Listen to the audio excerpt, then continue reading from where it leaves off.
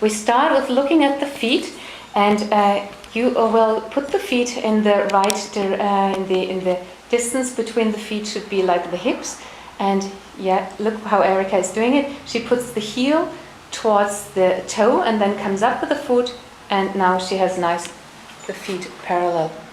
Can you just do it again? Sure. Yeah, then you see it again. So that's how you come up on the rebounder. Exactly, the heel goes towards the big toe, and then you come down. Just step up, come down, and I come here from here, and do it again, please.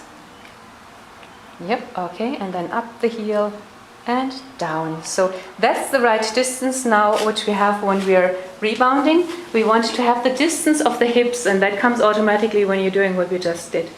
So, and the next thing then is that we pay attention that the feet are parallel in the middle. Just do it not parallel for a moment, that we see that. Yeah, okay, that's that's like a ballet dancer. And then now we put no ballet dancer, and now or that. Okay, and now we put them nicely parallel again. Yep. Okay, that's it. So in the middle they are nicely parallel. So that was number 2 where we pay attention on, and then number 3 is the question with the pronating. So now we are showing how not to pronate. Pronating, by the way, that means that the heels are falling inwards. Can you just pronate? Okay, just stand like that I can show that. So you can see that the ankle is falling inside in the middle. And now come to a 90-degree angle to the floor. Okay, that's it. So that's how we want to have the feet standing on the rebounder, that the heel bone, which is in the back of your feet, is in a 90-degree angle to the floor. Okay. So Erica, now I would like to show how that looks like when you are pronating, and could you explain us how the feeling of your body is?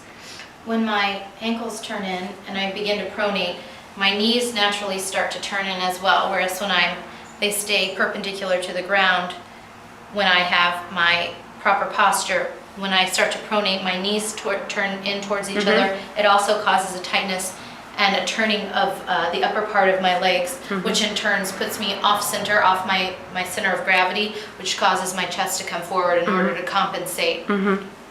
Great. And when you're standing in a right position, that means that the feet are not pronating and they're nicely parallel.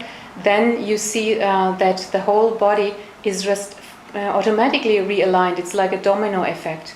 Now the knees are showing forward, and then the hips are also open, and the whole body structure can sit easily on the hips. Thank you. Now I would like to point out the difference between rebounding and trampolining. So rebounder, you focus downwards, so the bounce is like down, down, down, down, down, exactly. And it's not like trampolining where you try to jump as high as you can. Just try to do the jumping thing, like as if you were on a... Okay, that's enough.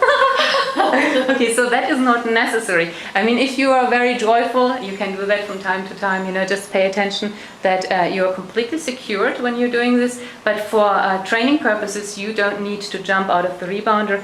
A high-quality rebounder lets you really, it accompanies your bounce, and you can focus on the downward bouncing, because with the downward bouncing automatically you are much more secured.